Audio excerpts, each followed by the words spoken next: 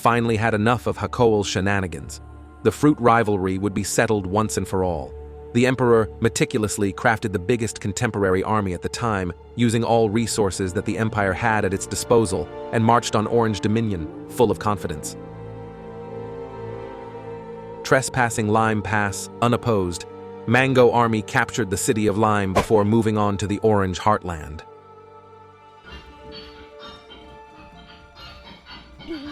Receiving words that the enemy was closing in on RC Fortress, King Hakel II gathered all his people to protect their ancestral ground.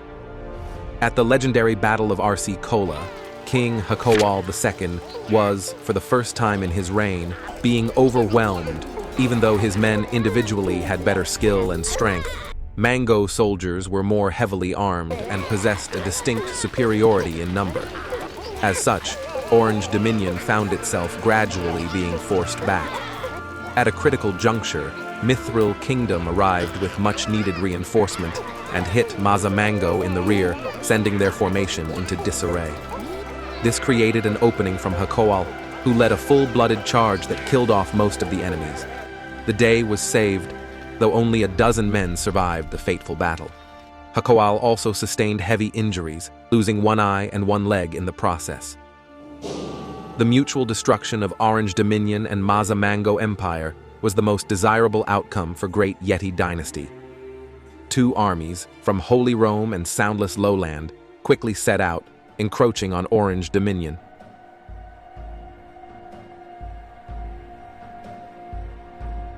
Hakoal ordered his men to retreat to Iron Pass, where they would hold out a 3-year epic siege, operating formidable defensive towers installed there to slay countless enemies. During the fierce fighting, Hakoal suffered a terrible wound and passed away, closing a golden chapter to the man's glorious tale. When the dust settled, pretty much all of Orange Dominion's civilians had died, leaving behind only a few soldiers.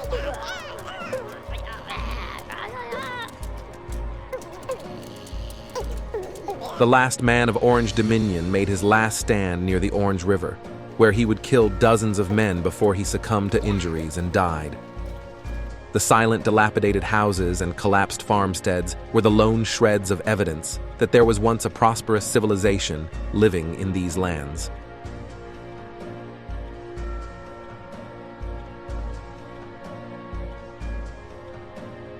By 1060, Great Yeti Dynasty, with most of their core cities largely unaffected by the fire of war, had a distinct advantage in population, military, and territorial extent compared to the other nations. King Canute the Great, in a last-ditch effort to turn the tide of the war, personally went on an expedition against Great Yeti Dynasty. Initially, achieving some successes after crossing the frozen pass,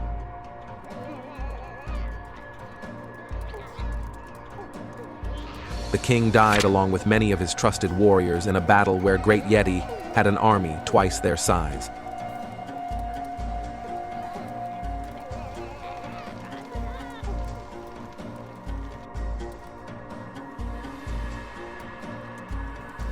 Without their most essential pillar of support in the king, Mithril Kingdom instantly faltered. By 1062, they had relinquished practically all of their territories west of the Basalt River, including the capital city of Silver. In the south, Mazamango Empire tried to invade the Soundless Lowland, while Yeti was preoccupied with dealing with Canute. Yeti lured them inside the rugged terrain of Honor Pass and crushed Mango Expeditionary Force.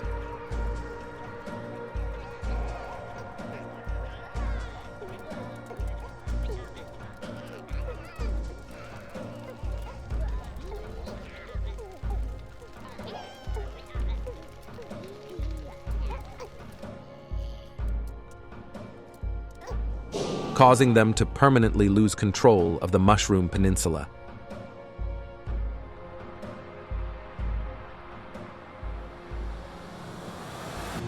Blacharius mustered a huge force of over 450 men and marched on Mazamango Empire.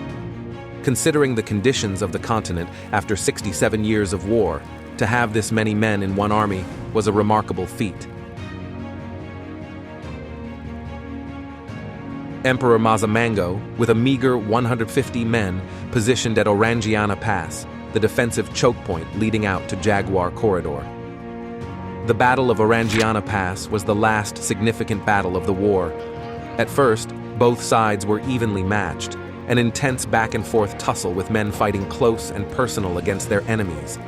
But as time went on, the numerically superior Yeti got the upper hand and butchered Mango soldiers en masse.